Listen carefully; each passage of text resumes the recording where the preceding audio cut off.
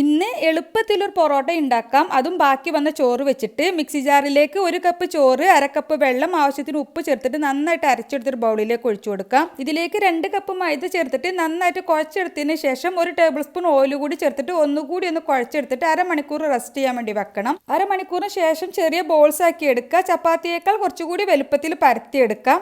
എന്നിട്ട് അതിൻ്റെ മുകളിൽ കുറച്ച് ഓയിൽ നന്നായിട്ട് ബ്രഷ് ചെയ്ത് കൊടുക്കുക. എന്നിട്ട് കുറച്ച് പൊടി ഇട്ട് കൊടുക്കുക. എന്നിട്ട് ഒരു സൈഡിൽ നിന്ന് നമുക്കിതൊന്ന് മടക്കി എടുത്തിട്ട് ആ സൈഡിലും ഓയിലും പൊടി ഇട്ട് കൊടുക്കണം. നമ്മളിത് സ്ക്വയർ ആയിട്ടാണ് മടക്കിയെടുക്കുന്നത്. ഓരോ തവണ മടക്കുമ്പോഴും ആ ഒരു സൈഡിൽ ഓയിലും പൊടി ഇട്ട് കൊടുക്കുക. ഇതുപോലെ ചെറിയ ബോക്സ് ആയിട്ട് മടക്കിയെടുത്തതിന് ശേഷം നമുക്കിതൊന്ന് പരത്തിയെടുക്കണം. കുറച്ച് വലുതായിട്ട് തന്നെ പരത്തിയെടുത്തതിന് ശേഷം ഇത് ചുട്ടെടുക്കാം. അപ്പോൾ പാനിലേക്ക് ഇട്ടതിന് ശേഷം ഒരു 3-4 തവണ പെട്ടെന്ന് തിരിച്ചു മറിച്ചും ഇട്ടിട്ട് വേണം ചുട്ടെടുക്കാൻ.